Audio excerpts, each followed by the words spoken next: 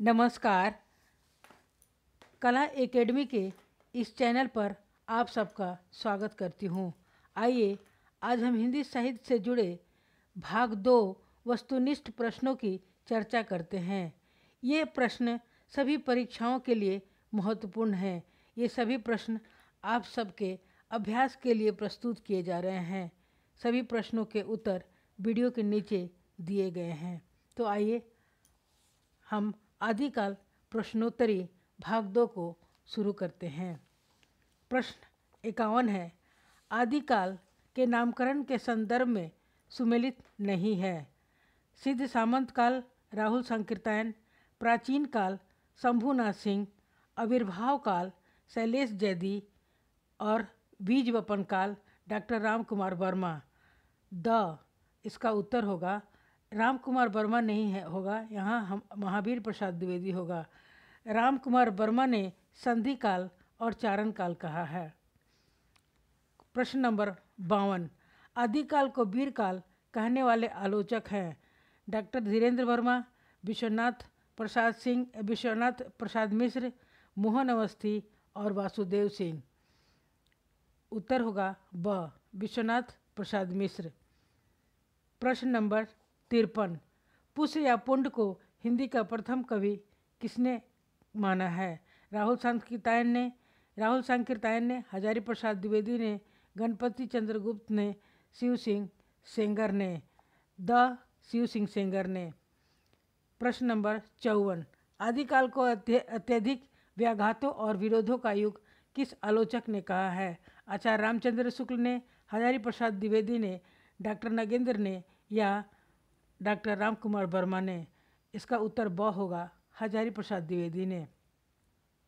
प्रश्न संख्या 55, निम्न में से सुमेलित नहीं है। खुमान रासो, नल सिंह भाट, विशल देव रासो, नरपति नाला, बुद्धि रासो, जलहन, परमाल रासो, जगनिक। इसका उत्तर होगा खुमान रासो नल सिंह भाट का नहीं है, ये दलपति विजय की रचना है। प्रश्न संख्या 56, रासो साहित्य के संदर्भ में असत्य कथन है। अधिकांश रचनाएं अप्रामाणिकता हैं या अर्ध प्रमाणिक हैं। इनमें डिंगल व पिंगल शैलियों का प्रयोग हुआ है। इनमें युद्ध व प्रेम का वर्णन अधिक है। इन रचनाओं में उस समय के सामंती जीवन की झलक मिलती है। इसका उत्तर है। अधिकांश रचनाएं अप्रमाणिक या अर्ध प्रमाणिक हैं। प्रश्न संख्या 57, निम्नलिखित में से शुक्ल जी ने किस साहित्य को मूल साहित्य नहीं मानकर सांप्रदायिक शिक्षा मात्र माना है? जैन साहित्य, नाथ साहित्य, सिद्ध साहित्य, उपयुक्त सभी को। इसका उत्तर होगा उपर्युक्त सभी को। प्रश्न संख्या 58, किस रचनाकार ने पृथ्वीराज रासो को सुखसुखी संवाद कहा है? हजारी प्रसाद द्विवेदी ने, डॉक्टर नगेंद्र ने, गणपति चंद्र गुप्त ने या डॉक्टर धीरेन्द्र ने। इसका उत्तर है हजारी प्रसाद द्विवेदी ने।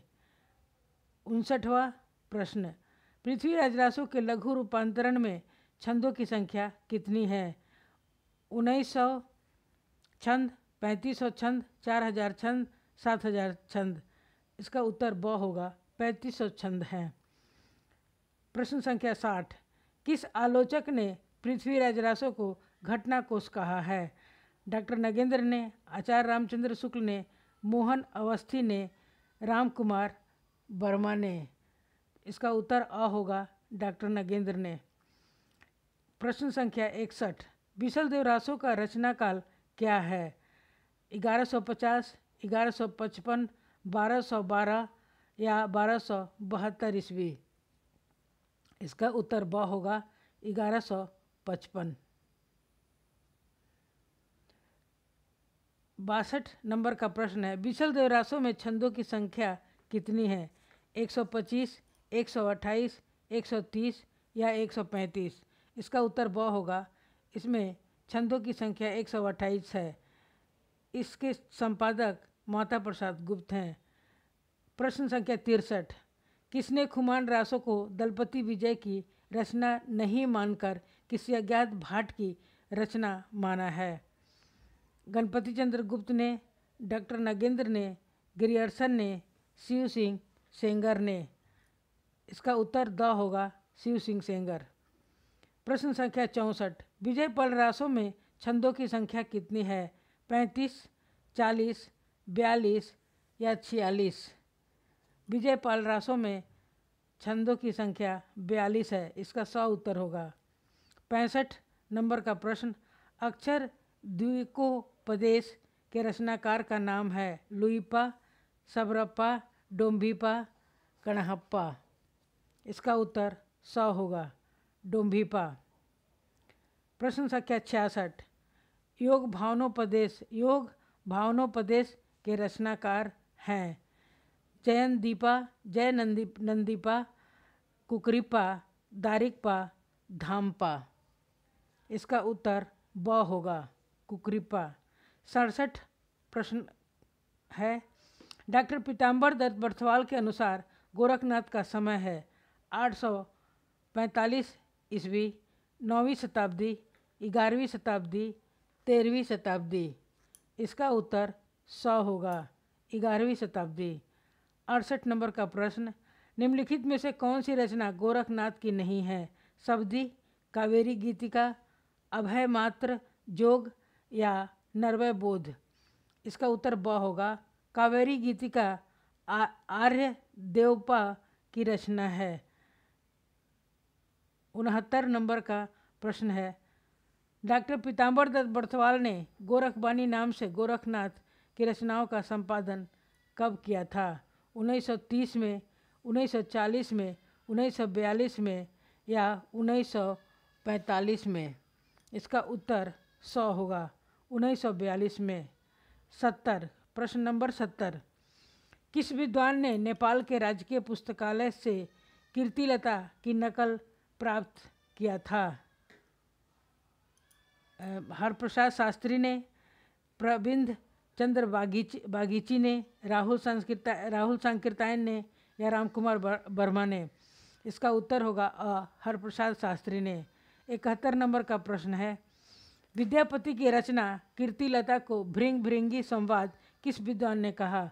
आचार्य रामचंद्र शुक्ल ने, हजारी प्रसाद द्विवेदी ने, गणपति चंद्र गुप्त ने या मोहन अवस्थी ने? इसे हजारी प्रसाद द्विवेदी ने कहा। 72 नंबर का प्रश्न है, अमीर खुसरो की किस रचना में भारतीय बोलियों के संबंध में विस्तार से वर्णन किया गया है? नजरान ए हिंद, नूह सिपहर, गज़ल, हालात ए कन्हैया? इसका उत्तर ब है, नूह सिपहर में। 73 नंबर का प्रश्न है, किस रचनाकार ने अमीर खुसरो को अवधि का प्रथम कवि कहा है? शिव सिंह सेंगर ने, डॉक्टर नगेंद्र ने, डॉक्टर रामकुमार वर्मा ने या डॉक्टर धीरेन्द्र सिंह ने? इसका उत्तर होगा डॉक्टर रामकुमार वर्मा ने। 74 नंबर का प्रश्न है, हजारी प्रसाद द्विवेदी के अनुसार वर्ण रत्नाकर का रचना काल है? 12वीं शताब्दी, 13वीं शताब्दी, 14वीं शताब्दी या 15वीं शताब्दी? इसका उत्तर होगा 14वीं शताब्दी। 75 नंबर का प्रश्न है, इनमें से कौन सी रचना पुष्पदंत की नहीं है? महापुराण, नय कुमार चरियु, जसहर चरियु, पंचमी चरियु? इसका उत्तर द होगा, पंचमी चरियु स्वयंभू की रचना नहीं है। यह पुष्पदंत की रचना नहीं है, यह स्वयंभू की रचना है। पंचमी चरियु स्वयंभू की रचना है, पुष्पदंत की रचना नहीं है। 76 किस रचनाकार ने अपने आप को अभिमान मेरु कहा है? स्वयंभू ने, पुष्पदंत ने, धनपाल ने या जोइंदु ने? इसका उत्तर ब होगा, पुष्पदंत ने अपने आप को अभिमान मेरु कहा है। 77 नंबर का प्रश्न है, निम्न में से कौन रचनाकार और उनकी रचना सुमेलित नहीं है? प्राकृत प्रकाश, वर रुचि, भावना संधि प्रकरण जयदेव मुनि, दोहा पाहुर, महचंद मुनि, धम परीक्षा, हरिभद्र सूरी? इसका उत्तर द होगा, धम परीक्षा हरिभद्र सूरी की रचना नहीं है, यह हरि सेन सूरी की रचना है। 78 प्रश्न नंबर 78, स्वयंभू का सही समय क्या है? आठवीं शताब्दी, आठवीं शताब्दी, 9वीं शताब्दी, 10वीं शताब्दी या 11वीं शताब्दी, 10वीं शताब्दी, 11वीं शताब्दी। इसका उत्तर अ होगा 8वीं शताब्दी। 79 नंबर का प्रश्न है, पुष्पदंत को अपभ्रंश का भवभूति किस रचनाकार ने कहा है? राम कुमार वर्मा ने, डॉक्टर नागेंद्र ने, शिव सिंह सेंगर ने, हजारी प्रसाद द्विवेदी ने। इसका उत्तर स होगा, शिव सिंह सेंगर ने। 80 नंबर का प्रश्न, किस रचनाकार ने धनपाल की रचना भविष्यत कहा को रोमांटिक महाकाव्य कहा है? ग्रियर्सन ने, विंटजर नित्ज ने, गिलक्रिस्ट ने या मैक्स मुलर ने? इसका उत्तर ब है, विंटर नित्ज ने। 81 नंबर का प्रश्न, यह एक अत्यधिक सरस साहित्यिक रचना है और आधुनिक आर्य भाषा साहित्य के आदिकाल के इतिहास में बेजोड़ है। माता प्रसाद गुप्त का यह कथन किस रचना के संदर्भ में है? परमाल रासों के संदर्भ में, विशल देव रासों के संदर्भ में, बसंत विलास के संदर्भ में या जयचंद प्रकाश के संदर्भ में? इसका उत्तर स है, वसंत विलास के संदर्भ में। 82 नंबर का प्रश्न है, अमीर खुसरो को खुसरो सुखन की उपाधि किसके द्वारा दी गई थी? अलाउद्दीन खिलजी के द्वारा, ख्वाजा इजुद्दीन द्वारा, निजामुद्दीन औलिया द्वारा या अकबर शाह के द्वारा? इसका उत्तर होगा ब, ख्वाजा इजुद्दीन के द्वारा। 83 नंबर का प्रश्न है, शक्ति संगम तंत्र के रचनाकार का नाम है? मत्स्येंद्रनाथ, गोरखनाथ, विरूपा या कन्हप्पा? इसका उत्तर है ब, गोरखनाथ। यह रचना संस्कृत में है। 84, प्रश्न नंबर 84, इनमें से कौन सिद्ध कवि सबरप्पा के शिष्य थे? तरिकपा, धामपा, डोम्भीपा, लुईपा? इसका उत्तर द होगा, लुईपा सबरप्पा के शिष्य थे। 85 नंबर का प्रश्न, इनमें से किस सिद्ध कवि का जन्म कपिलवस्तु के ब्राह्मण परिवार में हुआ था? कणहप्पा, कुकरीपा, डोम्भीपा या सबरप्पा का? तो इसका उत्तर होगा स, डोम्भीपा का। 86 नंबर का प्रश्न है, वीर काव्य के रचयिता कौन है? रामनरेश त्रिपाठी, आचार्य चतुरसेन शास्त्री, टीकम सिंह, रामविलास शर्मा? इसका स उत्तर होगा, टीकम सिंह। 87 नंबर का प्रश्न है, भोजपुरी का विकास किस अपभ्रंश से हुआ है? सौरसेनी से, मागधी से, अर्धमागधी से या ब्राचर से? इसका उत्तर ब है, मागधी से। प्रथम प्राकृत नाम से कौन सी भाषा जानी जाती है? प्राकृत, पाली, अपभ्रंश, संस्कृत? तो इसका उत्तर होगा पाली, ब। 89 नंबर का प्रश्न, हिंदी साहित्य का इतिहास दर्शन नामक ग्रंथ के लेखक का नाम क्या है? विजेंद्र स्नातक, डॉक्टर नलिन बिलोचन शर्मा, डॉक्टर विनय मोहन या डॉक्टर नामवर सिंह? इसका उत्तर होगा ब, डॉक्टर नलिन बिलोचन शर्मा। 90 नंबर का प्रश्न है, पूर्व मध्य काल को आचार्य शुक्ल जी ने क्या नाम दिया है? भक्ति काल, पूर्व माध्यमिक काल, रीति काल? इनमें से कोई नहीं। इसका उत्तर होगा भक्ति काल, अ। 91 नंबर का प्रश्न, हिंदी साहित्य का आलोचनात्मक इतिहास किसकी ग्रंथ है? राहुल सांकृत्यायन की, महावीर प्रसाद द्विवेदी की, मिश्र बंधु की या डॉक्टर राम कुमार वर्मा की? इसका उत्तर है द, इसका उत्तर होगा द, डॉक्टर राम कुमार वर्मा की। 92 नंबर का प्रश्न है, हिंदी साहित्य का वैज्ञानिक इतिहास किसकी रचना है? डॉक्टर श्याम सुंदर दास, महावीर प्रसाद द्विवेदी, डॉक्टर नागेंद्र, डॉक्टर गणपति चंद्र गुप्त? इसका द उत्तर होगा, डॉक्टर गणपति चंद्र गुप्त। 93 नंबर का प्रश्न है, आदिकाल को अत्यधिक विरोधों और व्याघातों का युग किसने कहा? राम कुमार वर्मा ने, हजारी प्रसाद द्विवेदी ने, आचार्य रामचंद्र शुक्ल ने या रांगे राघव ने? इसका उत्तर ब होगा, हजारी प्रसाद द्विवेदी ने। 94 प्रश्न नंबर 94, आदिकाल का अधिकतर साहित्य किस प्रांत से प्राप्त हुआ है? राजस्थान से, उत्तर प्रदेश से, दक्षिण भारत से या पश्चिमी बंगाल से? इसका उत्तर अ होगा, राजस्थान से। 95 प्रश्न है, आचार्य रामचंद्र शुक्ल ने आदिकाल के तीसरे प्रकरण का क्या नाम रखा है? अभ्रंश काव्य, फुटकल काव्य, अभ्रंश काव्य, फुटकल काव्य, देश भाषा काव्य और या सिद्ध काव्य? इसका उत्तर होगा देश भाषा काव्य। 96 नंबर का प्रश्न, आचार्य रामचंद्र शुक्ल ने आदिकाल को 4 प्रकरण में विभाजित किया है। दूसरे प्रकरण का क्या नाम है? दूसरे प्रकरण का नाम क्या है? अभ्रंश काव्य, वीर काल, रासो काव्य, उपयुक्त सभी? इसका उत्तर होगा अ, अभ्रंश काव्य।